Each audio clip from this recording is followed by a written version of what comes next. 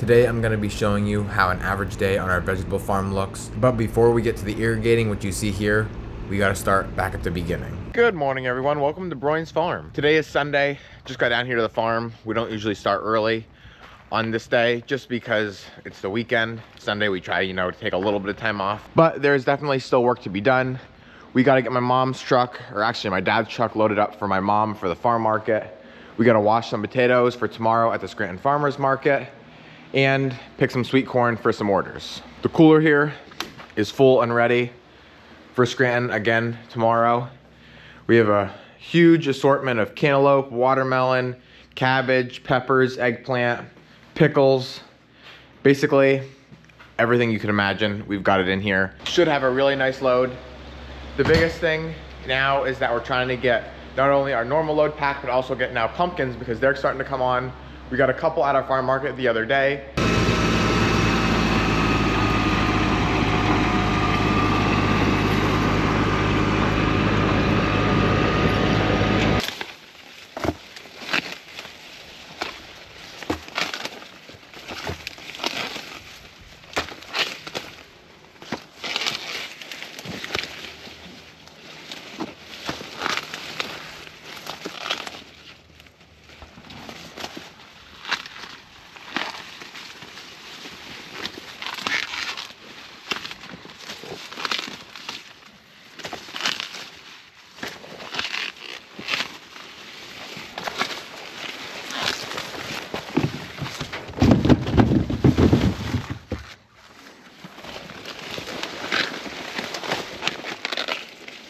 Just finished up.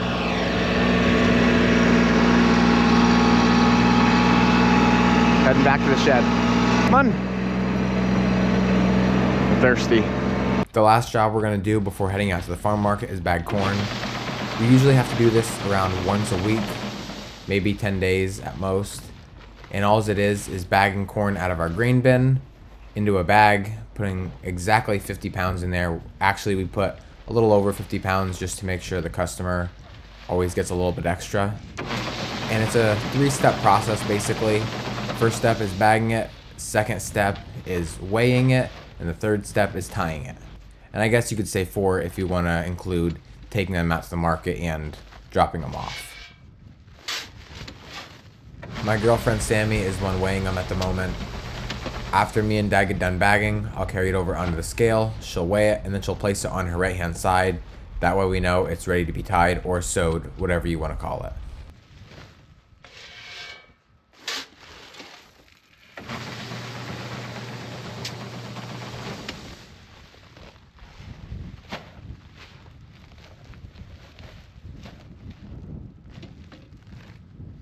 When we first started bagging corn, I don't know how many years ago it was now, we used to hand tie every single bag, but that was also when we only used to do 30 bags every 2 weeks. And now, like I said, we're up to around 70 bags every 1 week or 10 days. We could actually do more than that, but that's about all our trailer can hold.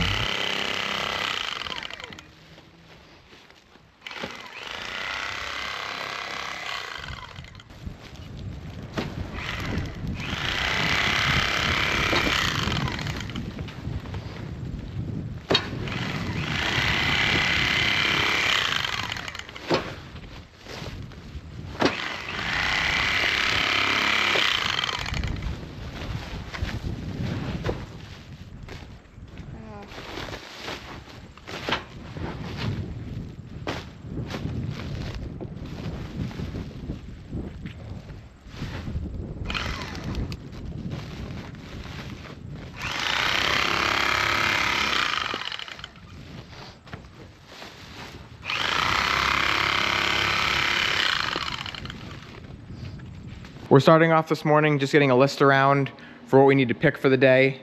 The guys, which are out right now in the red beets, which you can't really see there on the left side of the pickles, are getting 4 baskets of those.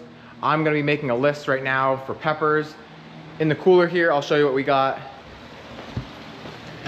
We just sent Dad off to Scranton Farmers Market. It's Monday. And so basically we emptied everything out. This was basically full. So that basically means that we need a lot. So I'm gonna start getting a list around for Wednesday market. I'll say 10 green bell,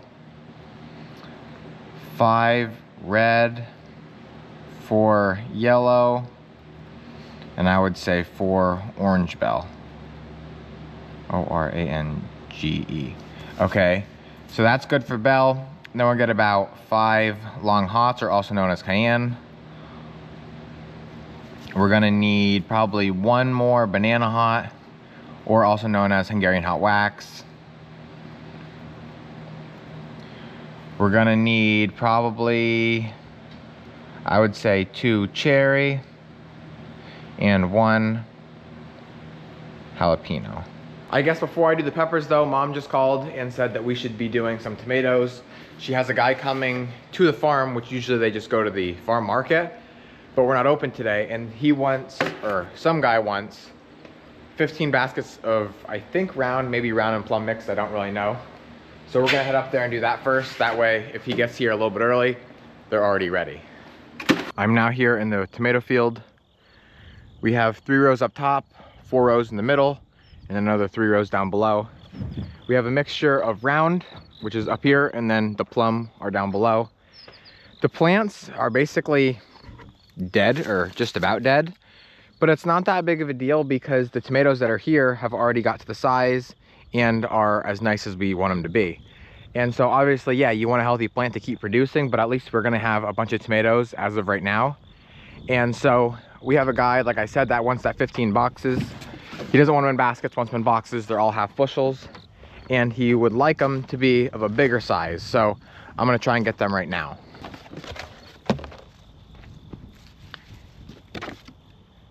And then we always take the green stem off.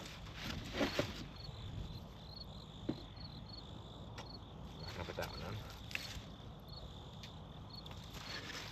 These are all gonna be canners, so like if they're not the prettiest in the world, it's not that big of a deal, but obviously we never want to put anything rotten in because it's going to go bad for the customer and that'll give us a bad name.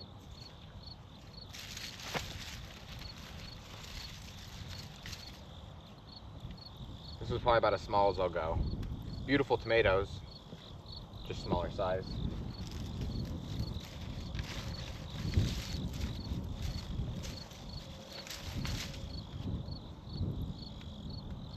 The guys should be up here any minute, then they're gonna help me. I would say, as long as picking's as good as we think it is, we're gonna be getting around 50 boxes of tomatoes, or baskets, half bushels, whatever you wanna call it.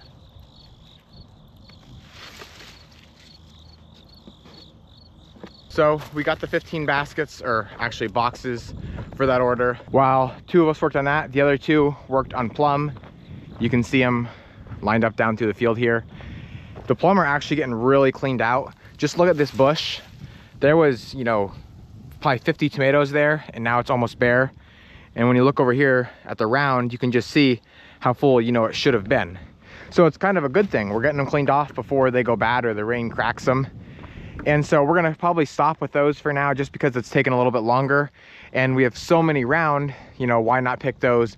They're almost just as good for canning. It's all personal preference. Some people will only can with plum tomatoes. They say they're meatier. Some people will only can with round tomatoes. So we try and get an even mixture of both until we run out of one or the other.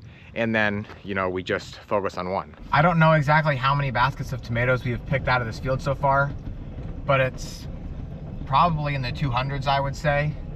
Every time we come up, we're getting between 20 and 40 baskets, and we're up here just about every other day now.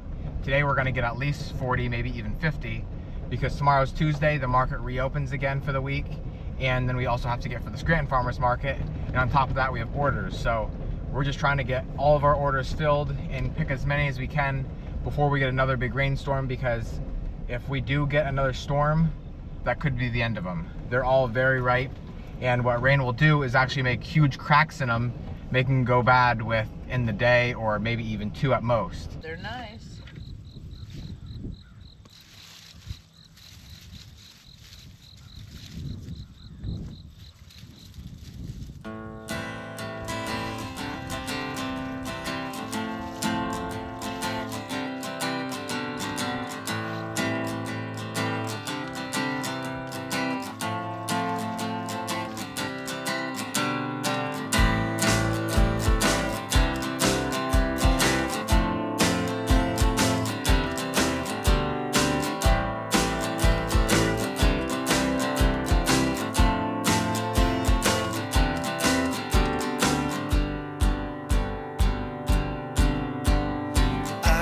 be a bronc buck. I was young the first time I let loose.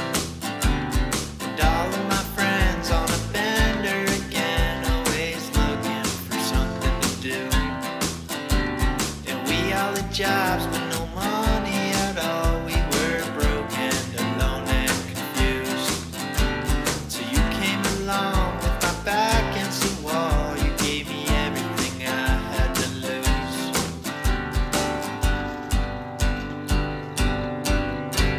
Well, you might be the thing that saved me from damaging myself. I thought it might be Mama or Jesus or some kind of medical help. And I know it when those hickories blow that the hard times have come and gone. Well, I'm just a man who will callous his hands so that he can be someone you love. Well, I'm just a man who will callous his hands so that he can be someone you love. I left Mom and the guys up there, brought back 1 load of plum tomatoes.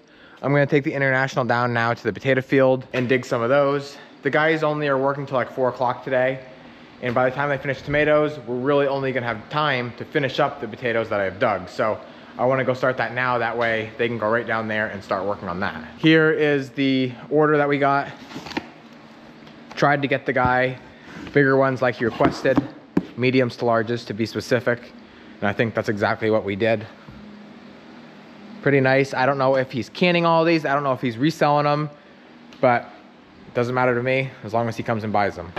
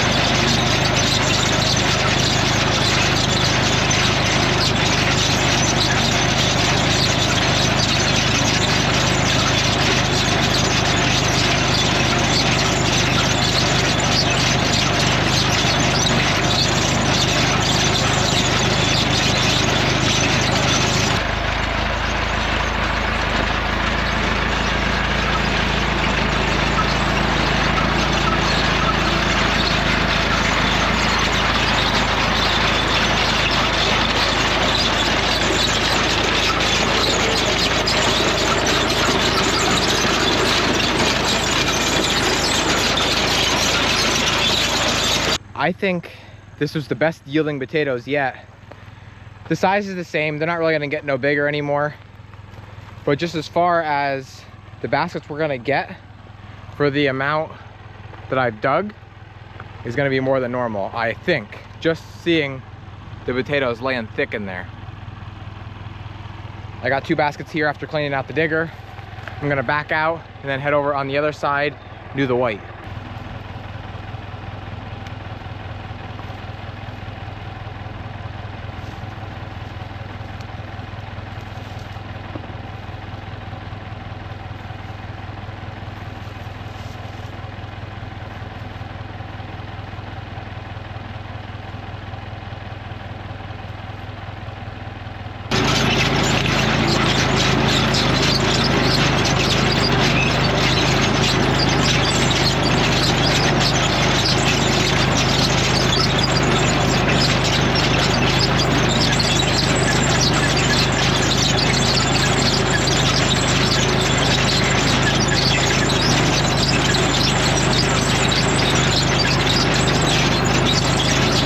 So these are beautiful.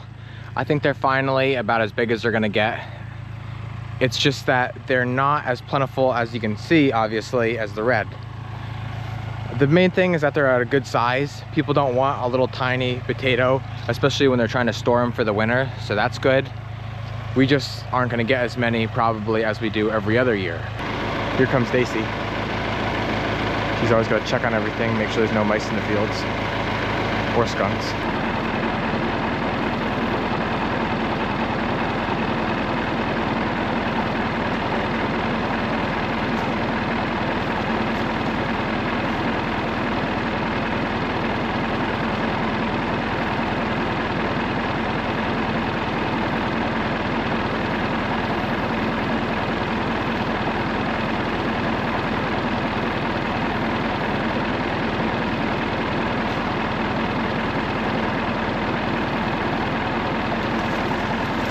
Mom and the guys are behind me working on the red potatoes.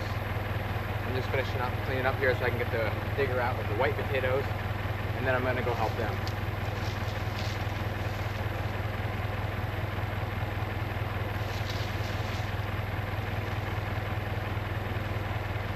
These white potatoes are nice.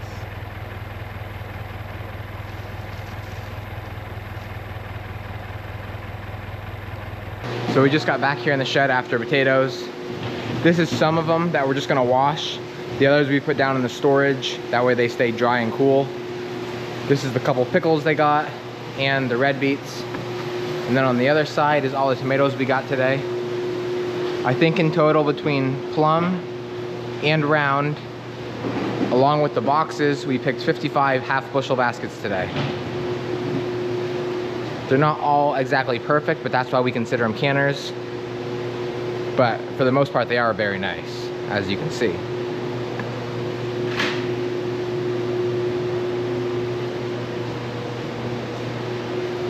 Okay, ready. So now we're gonna start washing, picking out a basket for Mom, and then the rest is gonna go to the Scranton Farmers Market.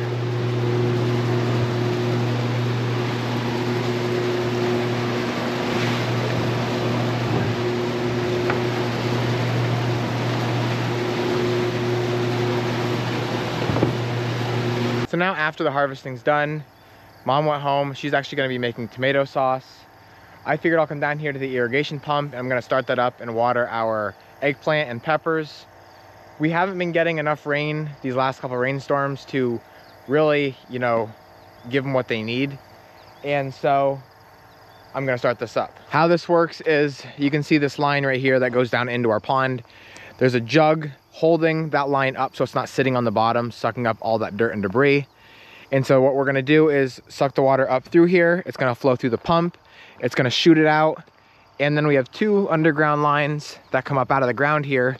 This one goes to the upper half of the farm, and then this one goes down to the lower part. Now we're only gonna be watering our pepper field, which is right here. So that means we've already got it hooked up, ready to go. And I'm gonna start getting this sucked up.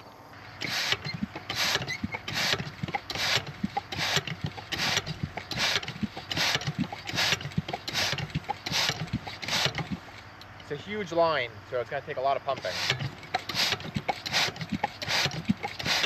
So I just got the pump started. Let's go up and check out the field.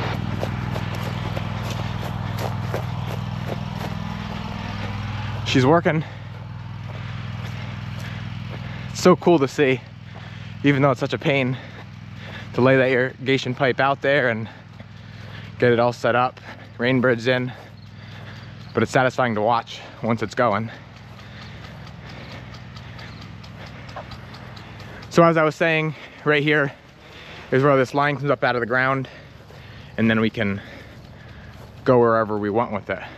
And so how the system operates, if I can do this without getting soaked, is this flapper is on a spring, and then obviously the water is pressurized coming up through this line, and then it comes out right here.